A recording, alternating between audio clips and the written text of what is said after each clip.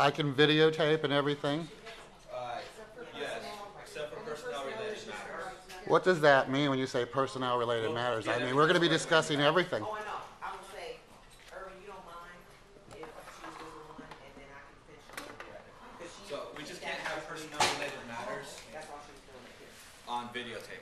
Well, I don't understand what that means. So you can't discuss specific staff members. Well, you mean, if I'm showing Specific videos of people doing things, that's specific staff members, so you So- must understand my confusion. We're ready to get started. Are you? Well, under protest.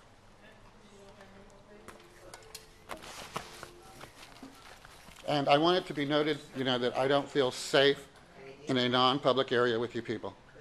Okay. Thank you.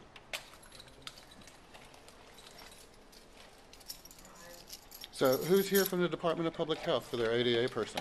We'll get all the introductions. Cool. I'm sure. Thank you. I hope so. We're just going straight back. Please, I'll follow.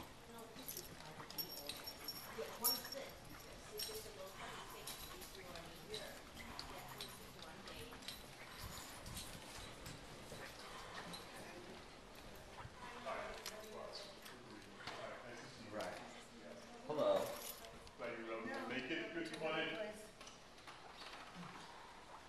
Okay, I think we're just waiting for the assistant. Marza, where do you like to sit? Where would you like to sit? Well, whatever is most convenient for videotaping. Well, wherever you like, since you're doing the videotaping. Let me sit next to you. Okay. Did you get my emails? I get all your emails, so please have a seat. Make best use of this time. So, anyone else we're expecting? Assistant Sheriff's coming. Oh, right, of course. Best use of this time. Please.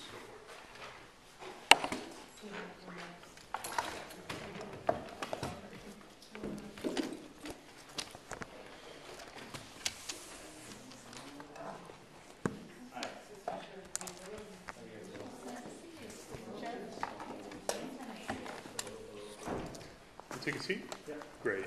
Why don't we go around the room and introduce ourselves, and thank you, everybody, for joining us. I'm Ross, Sheriff, Mirkarimi. Sergeant Raymond Winters. Kathy Corwin, Chief Deputy. Arlena Wynn, AD Coordinator for DPA.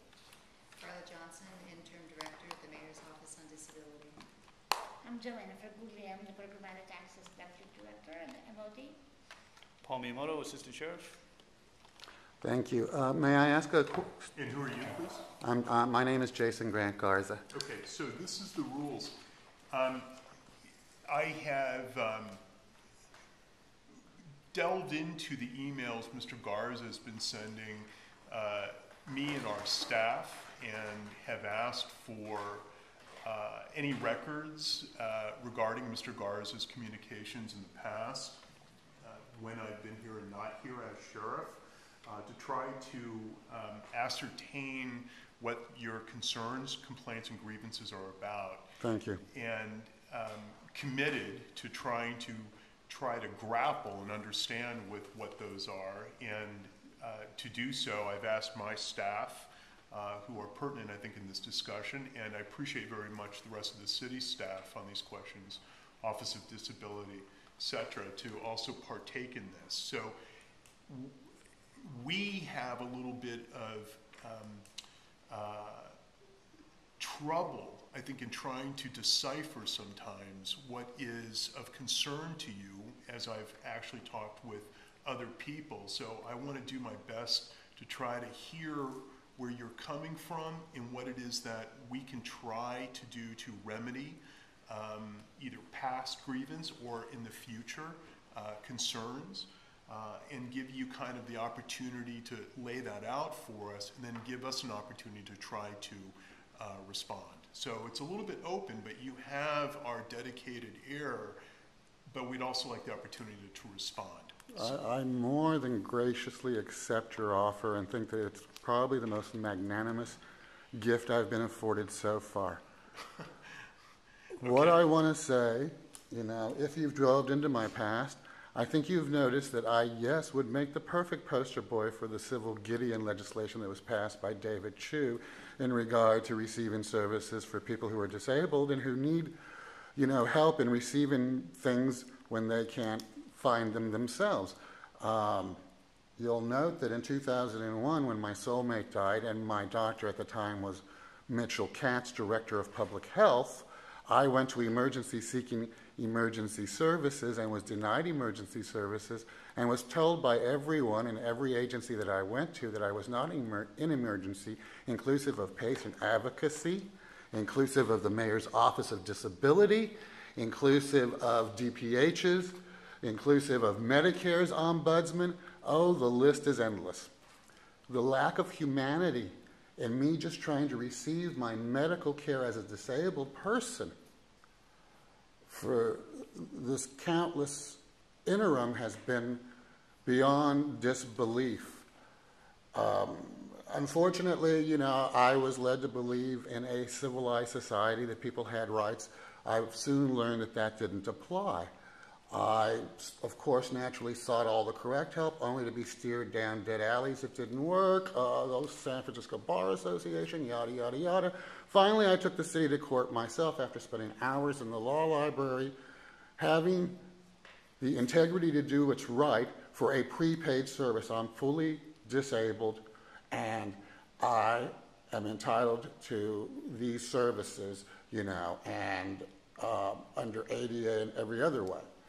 I took the city to federal court where they got up and testified and committed fraud and had my case dismissed, only to sign a confession 4 years later through the Office of Inspector General, admitting fault and guilt for having broken emergency law, which is what I had told everyone.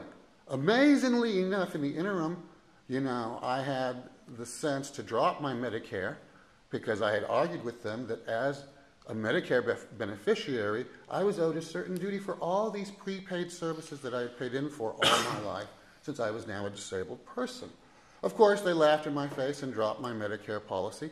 So when I went back with the signed confession, I got exactly what I got from the Department of Public Health, what I got from San Francisco General, and from everybody else. Oh, well, case closed, move on.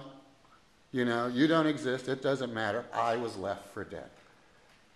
At that point, I thought, well, geez, you've won. You're going to have civility. You're not going to have to worry about your rights being violated as a disabled person. I continued to seek medical help and was consistently denied. I went to Tom Waddell twice and was denied. I videotaped it.